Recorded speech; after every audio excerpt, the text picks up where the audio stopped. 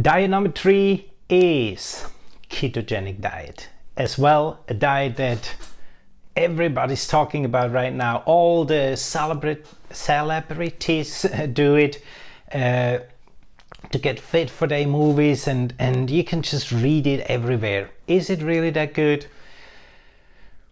I myself had great results. If you check out bodymindtransformation.com and you look at the pictures from me there, this was all with a clean, very clean ketogenic diet over, I believe it was a period of 9 months.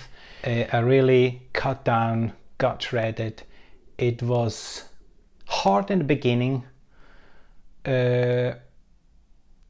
not because it was not because of the foods, but I just had to think so much, because for me personally, in a ketogenic diet, the most important thing is that you really know what you're doing.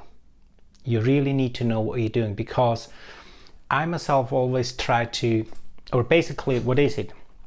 It's a high fat diet with very low carb, almost nothing. So the ratio, the macro ratio is about 75% of your calorie intake every day should come from fat.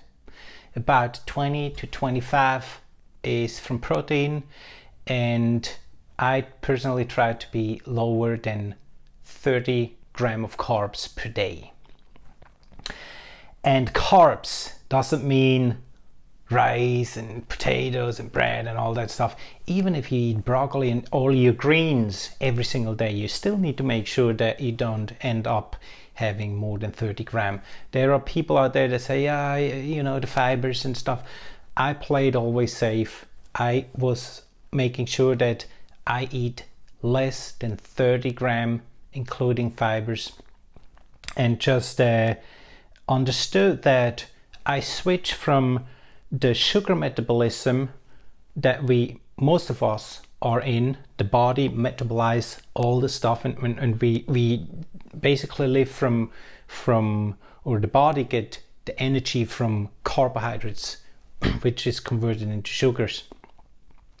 We switch from that metabolism into the fat metabolism, which means the new energy source is not sugar, it is fat. And then the whole biochemical process with the ketones that your body produces in the liver is where your body get the energy from.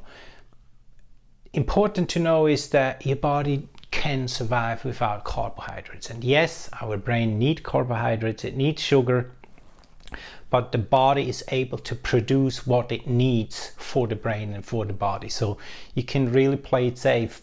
But the only way that it really works if you keep these ratios. For example, it happens a few times that my protein intake was too high. And the body is smart. If you don't have the right ratio, what my body did is it converted some of the proteins that I took too high into carbohydrates, and I was not in ketosis anymore. You can measure keto sticks, you just pee over them and you see exactly where you are. You can do other tests if you really go into that. You can check your blood and see if you're in ketosis or not, but you get a feeling for it. But the main thing is really stay away from everything that is carb, sweet, and all that stuff. High fat, you can a lot of oil, MCT, coconut, olive oil, then avocados, fatty fish, you know, all this stuff. I prefer to stay healthy with the healthy fats and not just pork and like all the unhealthy fats.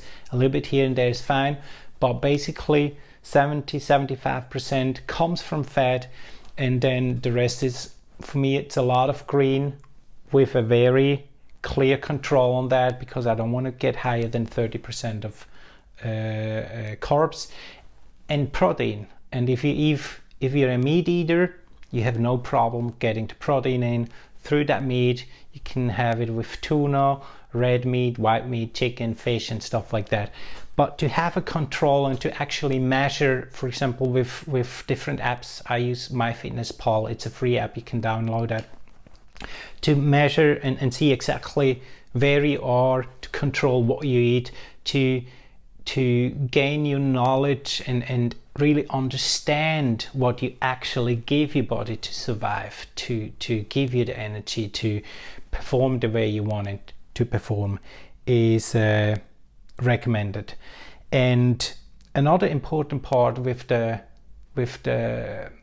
ketogenic diet is that I hear it often, and like many of you knows, I'm in the industry almost for 30 years, and I work with so many doctors that still don't get the idea. People out there still say it is unhealthy.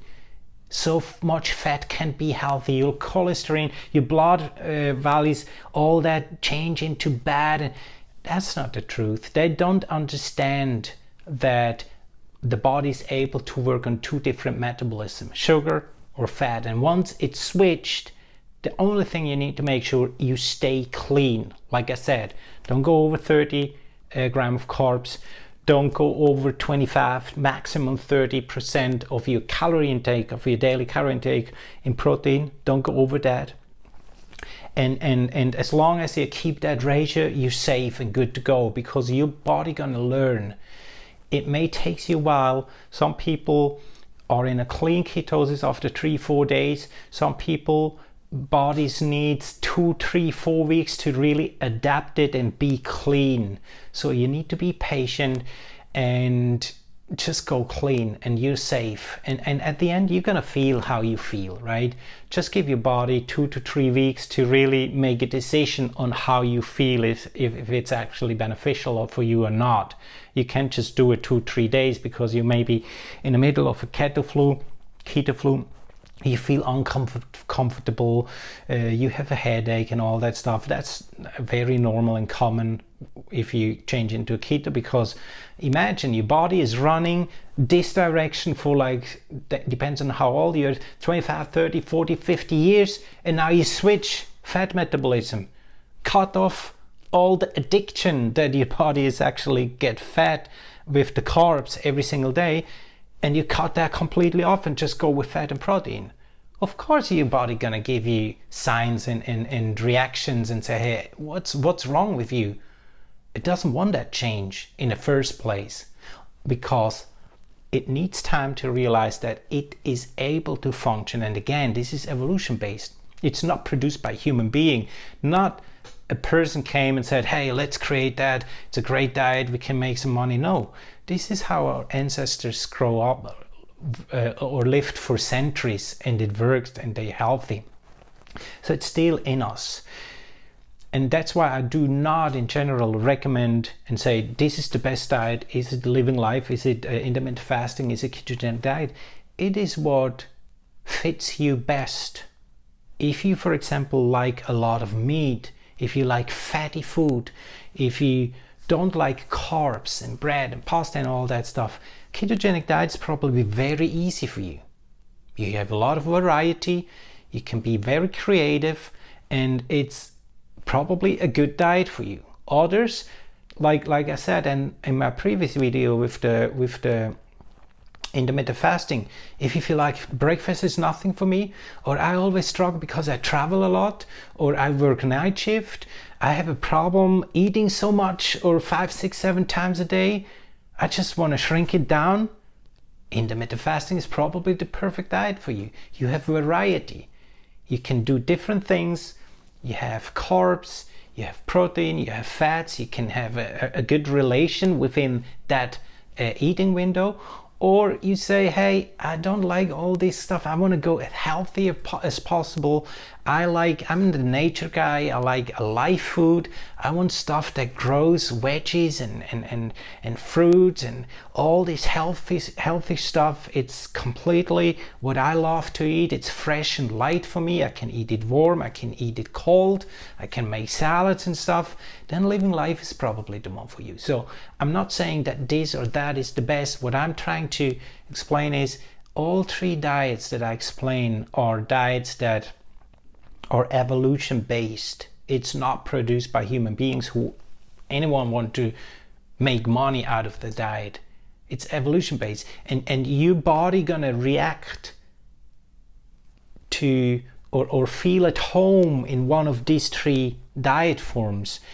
It's up on you to find out what fits you best, and the easiest way to do that, I say it again, it's bodymindtransformation.com/quiz. Do the quiz, answer these questions honestly based on how you feel, not what should be. If, for example, the question is, do you like to eat vegetables?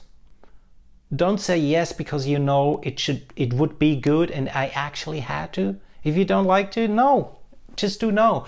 That gonna give you a result and a recommendation for the diet that fits you based on the answers that you actually gave to these questions. Find your diet, love to eat, and stay healthy. Bye.